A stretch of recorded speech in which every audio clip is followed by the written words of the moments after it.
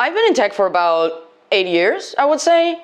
I burned out twice. I think both times, have been very related to my inability to say no. Like, ever since I was young, I've always had this issue with saying no to things when things are like asked of me, and I think it's about like trying to fit in kind of thing. I remember that I was working at this job back in Porto, and it was a really nice job. Like, they were really nice to me and everything. Like, the product was fine, but I felt like I didn't deserve it. So I felt like I had to work more. Like, I had to work more than the average person. And at that time, I was also like, I didn't have a partner or anything. So I felt like I wasn't doing anything at home, and at work I could be useful. So if anyone asked me to do anything, I would just do it. And that compounded over months and months and months. I also like eventually became a team lead, which didn't help. And then like I just had a really massive panic attack at work. I remember it was like 10 a.m. or like 11 a.m. and I just had this massive panic attack, and I had to go home. The next day, like I couldn't legitimately get out of bed, and I was asking my mom to take me to the emergency room, and she was like, "No, Sarah, you just need to go to a therapist. You need to go to a psychiatrist." Sorry, there are like 3 different names and they confuse me.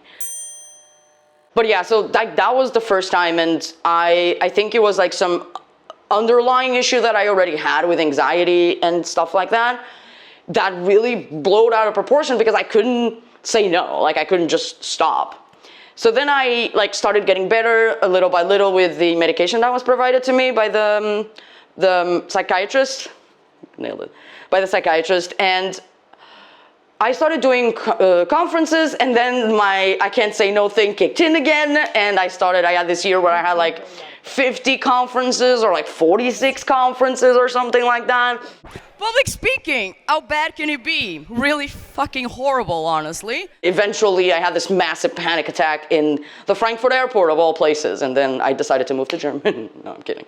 It was mostly because of my inability to say no to things. I started seeing a therapist when I moved here to Berlin. This therapist told me to do something that has been really weirdly useful, is that I should put a sticker that just says no on my monitor, and every time anyone asks me anything, I have to look at it.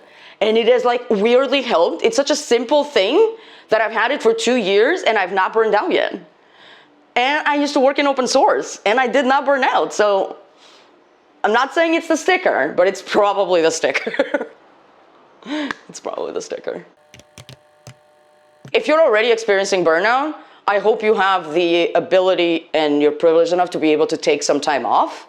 In many countries, there is such a thing as like disability insurance for burnout. Germany is one of them, which I think is really good. It's actually the main reason people ask for disability insurance in Germany. Fun fact.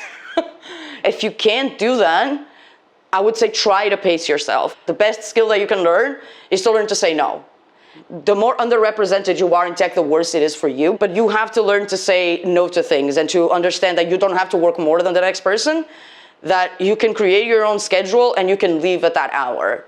Also, if you're having issues with mental health in general, if it's not just burnout, like in my case, it was very much intertwined, mostly the first time, with my panic disorder. So I think that my panic disorder only got worse because I refused to talk to people. It's not like a broken leg. No one can see what you're suffering. And we have learned as a society that showing weakness is bad. And saying that there's something wrong with you, that you don't feel okay, is bad. Unless like it's unless you literally broke your leg, then it's fine. But if it's something that people can't see, then you're afraid they'll think you're weak. And that's not the reality of things. My mental condition only improved when I started talking to people.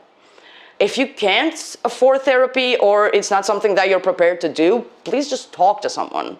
Anyone is fine. Anyone.